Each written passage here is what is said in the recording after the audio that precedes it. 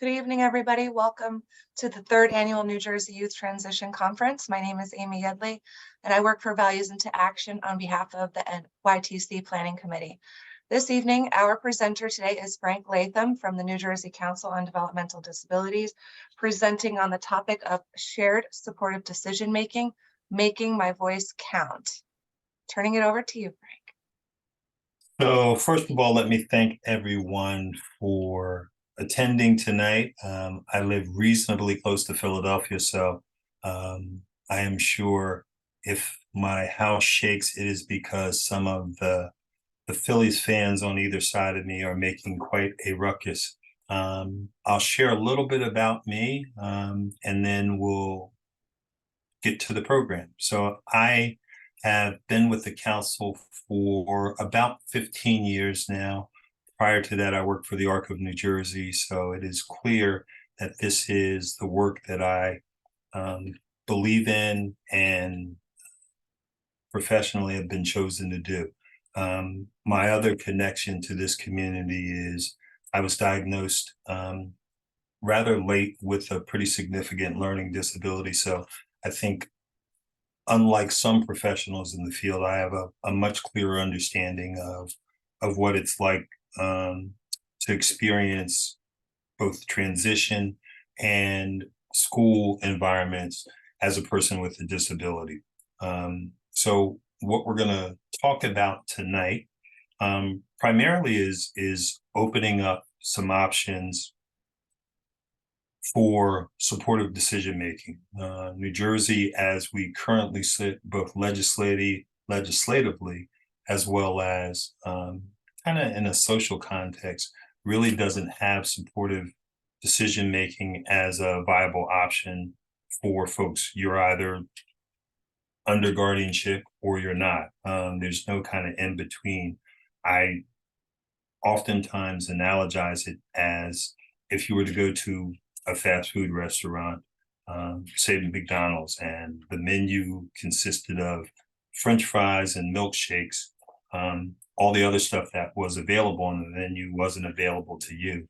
That's kind of how I look at having to choose either guardianship or not guardianship, whereas supportive decision-making, both as a concept, but also as a legal option for individuals, I think can be really helpful both for family members as well as transitioning youth, because around the things that they may need support, they're going to get that support, and around the things that they can do without much support, they'll be able to render those decisions on their own.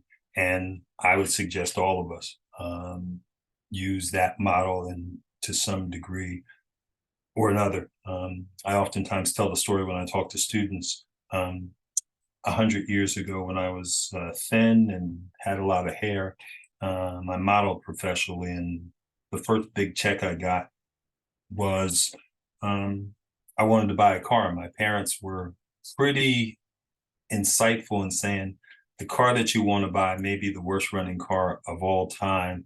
But I was young and inexperienced, and I bought that car anyway. And to my surprise, they were absolutely right. The absolute worst running car I've ever owned. But they didn't stop me from buying cars. They continued to let me make mistakes, learn from those, and offer their advice. So as I see it, that's kind of what supportive decision-making is all about. So I'll be happy to go through this presentation. And at the end, if you have any questions or concerns, or if there's anything I can clarify you, we'll take those questions at the end. Hopefully, the old screen share works and we'll be in business. Give me just a second here.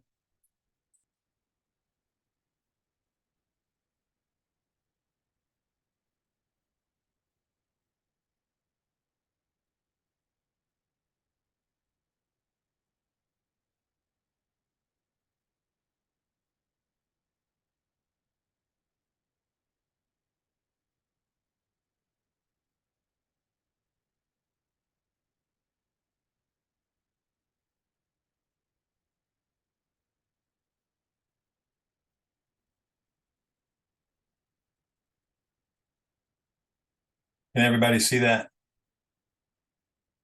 Yeah. Yes, sir. Great, thank you. So we're gonna, forgive me. So supportive decision making, it really is about having the individuals have their voice heard. One of the things that we've kind of learned through this process, particularly in New Jersey and the council and a group of other agencies around the state have kind of worked together to look at some options to make sure that individuals have a chance to hopefully bring supportive decision making to New Jersey. And the first thing that we wanted to do is we wanted to make sure that the advocates had the opportunity to have their voices heard. We think it's tremendously important for the work that we do. We believe that individuals with disabilities should have a voice at the table, whether that's them directly or if they need to have that voice communicated through their family or support team.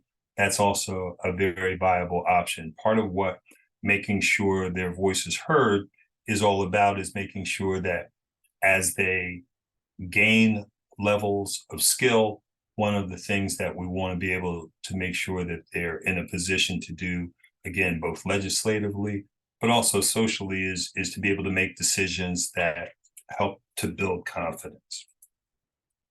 So balancing supportive decision-making and protection is always one of the most challenging things, I think, that happens for parents and family members. We want to make sure that individuals are always safe. That's top priority for everyone, I think, making sure that individuals are safe and well protected. So guardianship oftentimes is the first available option to generate that level of safety and protection. We believe that supportive decision-making can also be one of those options.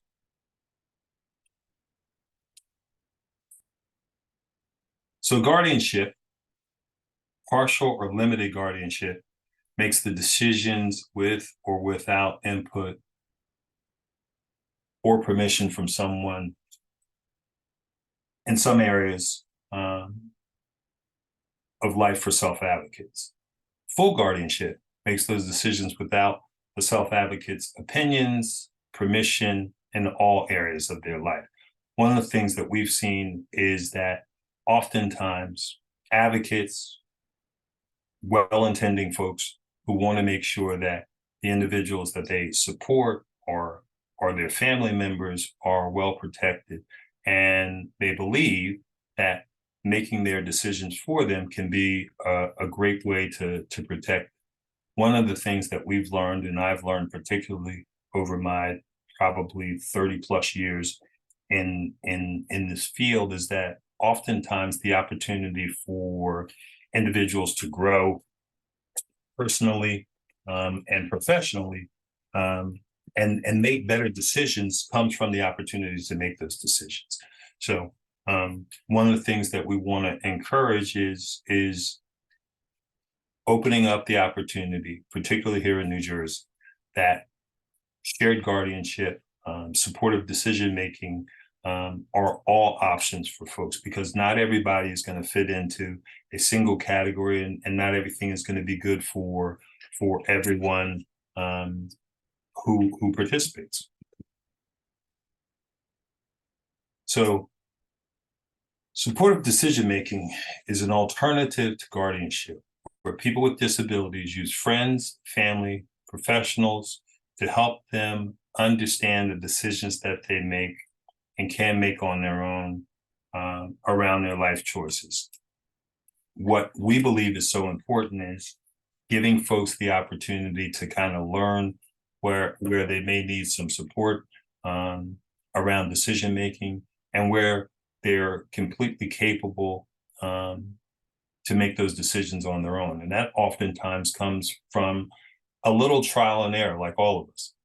I shared the example of my parents not stopping me from buying something that was clearly not the best choice at the time for me. But I think some of that is really about allowing individuals to grow and learn where their strengths are and where they may need some additional support. Every person with or without a disability makes decisions about their life every day. I think oftentimes in our effort to protect individuals with disabilities, we forget that they want to have the opportunity to learn, as many of us have, through trial and error, through successes and things that they have to learn through. And I think one of the things that's so impactful about supportive decision-making is it affords people the opportunity to learn that with a support system and a safety net where when they make decisions, they can use the counsel of other folks that they've chosen to help them make those decisions. So oftentimes, we see supportive decision-making as a skill. My other hustle, as I like to tell folks, I've been a basketball coach for about 25 years. And one of the things that I share with my players is that you may not come in with a particular set of skills, but skills are things that we can develop and learn. Most of us, as we've gone on to our professional life, have gained a certain level of skills. Some of the things that we hope are skills that you can build are self-determination, your circle of support, and always person-centered planning. So justice for Jenny. Jenny is somebody who we've met, and she wanted to be able to make decisions on her own. She had some guardianship when she turned 18, and really worked pretty diligently to kind of disconnect herself from that guardianship. Not that the guardianship was bad, it was Jenny possessed a skill set that hopefully would have afforded her the opportunity to make some of her own decisions. So the supportive decision-making provided the power of attorney and our other options we should look at first. Rather than choosing guardianship, stripping a person of all of their civil rights. American Civil Liberties Union shares that information with us, and we are in complete agreement. Oftentimes, when we mean to do no harm, what we're doing is preventing somebody from exercising what we believe is one of their civil rights, to be able to make decisions and move forward and learn from the decisions that they make. Three main concepts. Everyone has the right to make their own decisions after 18. Self-advocates should be involved in decisions that they make that affect their life. Creating a strong circle of support can oftentimes demonstrate and have a protection to allow them to be empowered, which for us is really important. Oftentimes, when we talk to advocates, the feedback that I get most often, and I have the opportunity in the work I do with the council to talk to both advocates who are transitioning from high school and those who are older and have been out in the community for a while. And one of the things that we oftentimes hear over and over and over is that many of them were not given the opportunity to kind of make those decisions early on. So they don't know whether they have that skill and are eager to see whether or not they can grow that moving forward.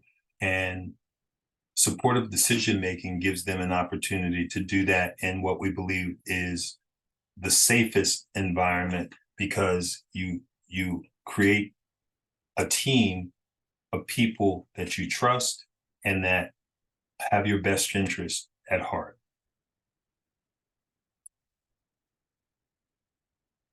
How it works. Supportive decision-making starts with self-advocates talking to their friends, family members, professionals, the people that they trust about their abilities to make decisions with support. I can tell you, I am not really great when it comes to things that I want. Sometimes I'm a little impulsive when it comes to buying. So I oftentimes tell my friends and family that, listen, if I decide I want to spend a crazy amount of money on something that I probably don't need, at least to pull my coattail and say, maybe you should think about that. And that really is all supportive decision making is. And I think most of us throughout our lives exercise some kind of form of supportive decision making, whether we're fully aware of it or not. We all have a friend, a confidant, a spouse, somebody that we can go to who will tell us the truth, tell us the things that we're really good at, and tell us the things that maybe we could use some other input around. And supportive decision making is essentially that, the opportunity for the individual to be able to say, hey, listen, I may be just transitioning out of school. I may be 18, I may be 19, I may be 20, I may be 21. But there are some things that I feel pretty confident based on what I've learned at school, based on what we've learned through our families, that I think I can do a great job around. And it really does vary from person to person. Some of those things are things as simple as managing their own money with supports. Some of those things are where they live and who and how they choose to live. But the opportunity to be able to make some of those decisions can be really valuable, both in the short term as they transition into the community, but also in the long term as they gain more confidence and grow their support systems. So choosing the supporters is a really crucial part of supportive decision making. What you want to try to do is find people who genuinely have your best interest at heart. And those may come from a variety of places. They may come from your family.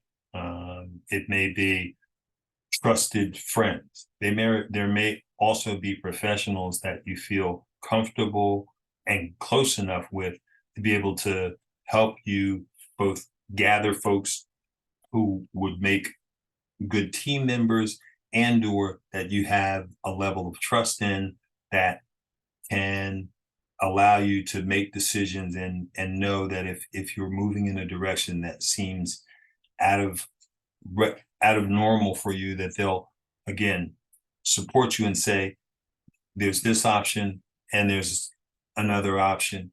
And choosing those individuals can be really vital to success in supportive decision making. So areas of life that we oftentimes look at when we talk about supportive decision making, being safe, always kind of at the top of the list, but also things like your daily living, who you live with, where you live, how you're able to interact, what you're able to do, physical and mental health. And all of these things can be grouped into a single supportive decision-making agreement, or they can be segmented around things that folks may need more support around. So education and training, money and finances, home, work, friends, free time, social outlets, dating and romantic partnerships, caring for children in some cases, as well as caring for pets. All of these things, again, can be umbrellaed into a single supportive decision-making agreement with a single person or with a group of folks that individuals may feel comfortable with and may need some additional support around. having your own voice heard for me is kind of the foundation of the work we do at the council. We are fortunate enough to represent both individuals with disabilities as well as family members. And I think that combination gives us a unique vantage point about what we can do to support both of those groups. And sometimes those groups, and I'm sure I'm talking to a bunch of experts, but oftentimes those groups around particular issues can be at conflict with each other. Individuals who are transitioning may want one thing, and that's whether you have a child with a disability or a child without a disability, because that's kind of what the growing process is always about, figuring out where your limitations and boundaries are and being able to exercise those. For us, having your voice heard does not mean always getting your way. It just means being given the opportunity to be able to share what your concerns and issues are and have those genuinely heard and valued. And that oftentimes translates into a great supportive decision-making environment where people value and are aware of what your concerns are, and being able to bake that into your supportive decision-making arrangement. So oftentimes there are some legal protections and resources. So power of attorney is a great way to kind of balance some of the things, and that those things can be worked out through some legal documents.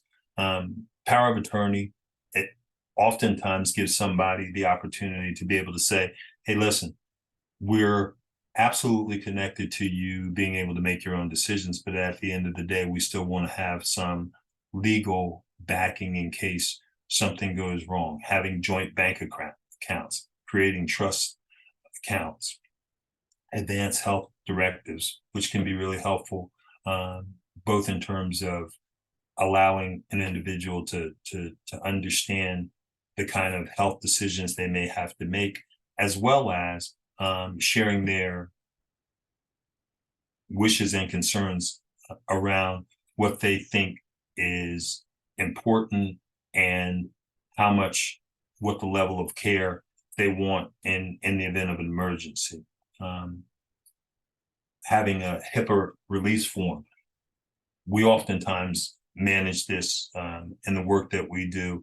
I am a social worker by training, and I am more than familiar with the HIPAA regulations, but being able to say this group of people or this individual should have access to my information, and having that in a written document can be really valuable around helping folks make those kind of supportive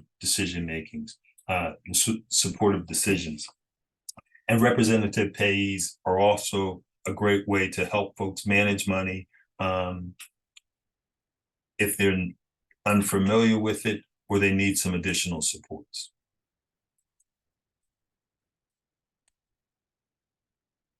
So one of the things that we hope kind of moving forward is we have the opportunity to bring about a change around how supportive decision-making and any other options are viewed here in New Jersey. As we're currently configured, what we have are kind of, there's no in between. As I see it, there's just no other way to put it. You're either under guardianship or you aren't. What we hope to do with something like supportive decision-making is expand that menu. So somebody may say, I need guardianship around financial matters, but I don't need guardianship around things that I am comfortable and capable of making decisions around. Moving forward, what we hope to be able to do is have judges consider full guardianship literally as the last resort. Be able to be more aware of other options, to be able to say this individual may need to have guardianship over this one area and one area only, but all the other areas they can work out an arrangement that can be supportive around what their strengths and abilities are. Important things to remember about supportive decision making. Supportive decision making is a belief. More than anything else, it is a way to go about allowing folks' voices to be heard, allowing folks to be full participants in anything that may impact them. But it also it allows them, decisions are like adding a skill, the ability to kind of help folks in a supportive way get to that final decision comes through practice, and that practice can only be had when they have the opportunity to work through some of those concerns. We also believe it's a great alternative to guardianship, primarily because guardianship, as it is currently configured in New Jersey, is either this or that. You're either under guardianship or you're not. As we hope and believe, supportive decision-making would offer folks the opportunity to be able to much better look at the individual's abilities and skills and say, this individual may need some support around this particular area, but not everything. And I think that would give folks the opportunity to both grow their skills, but also to learn more about the things they can and can't do, and their success rate around this. So this is something that we're kind of currently in the process of developing. It's a guide as an alternative to guardianship. 5 things that we really want to make sure that we're clear about as they relate to guardianship, having your voice heard, understanding that supportive decision-making as an alternative to guardianship is kind of the top of the list. We want to make sure that people understand that there are some additional options available in terms of a philosophy. Right now, we're working on the legal part of that, so we can say in New Jersey it is legally something that folks can do. We want to make sure that folks know how to choose the right people for their team. That support team can be really important. It is the difference between having a really successful supportive decision-making outcome and an unsuccessful supportive decision-making outcome, really based on the folks that you surround yourself with, whether they be family members, whether they be friends, whether they be professionals. We want to make sure all of those folks, more than anything else, are listening to the individual who is at the center of it, the person who those decisions are going to most impact, but also that those individuals have that individual's best interest at heart. And one of the ways that you, I believe, get somebody's best interest at heart is to know them, to understand the things that they value, to understand the things that they like, and how you can be much more supportive.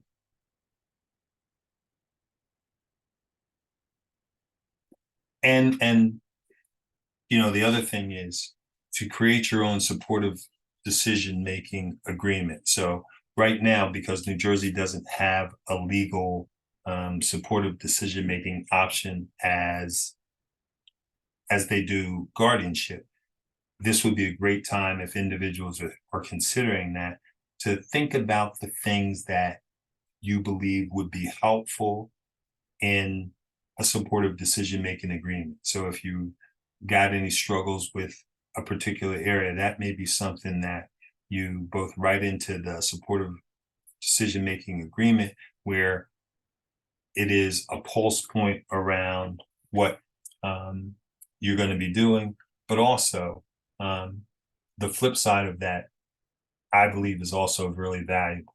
There are going to be areas for which people have real strengths in, and that should also be included in any kind of agreement, because it's really helpful to know that I'm already really good at this, and this is something that I may need less support around as opposed to more support around. And it would give individuals the opportunity to build confidence in the process. And the awareness of the legal documents and resources that might be helpful in your life, like we talked about, advanced health directives, HIPAA releases, all of those things are great parts of being able to put together a supportive decision-making document that can reach long range. And what I would suggest, one of the things that I find most valuable about states and individuals who use supportive decision-making as an alternative to guardianship, is the opportunity for that contract, so to say, the flexibility that's built into that. Oftentimes, as individuals' lives change, the structure and context of the arrangement changes. We're better 10 years into having experienced life in the community than we would be fresh out of high school. I think most of us would echo that sentiment, that having that experience, being able to make some good choices and learning from the choices that didn't turn out exactly the way that we wanted to, I think can be really valuable around having the opportunity to grow as a decision maker. And one of the themes that we've echoed in this is that decision making is a skill. And I am of the belief that skills are things that we can grow with practice and the opportunity to expand how we make those choices. I think all of us could probably agree that we're probably much better with a little seasoning than we were when we first started making some of our decisions. So this is my contact information. Wanted to leave some room for questions. If anybody had questions, I will be happy to answer them if there are any in the chat. Let me stop sharing my screen. You're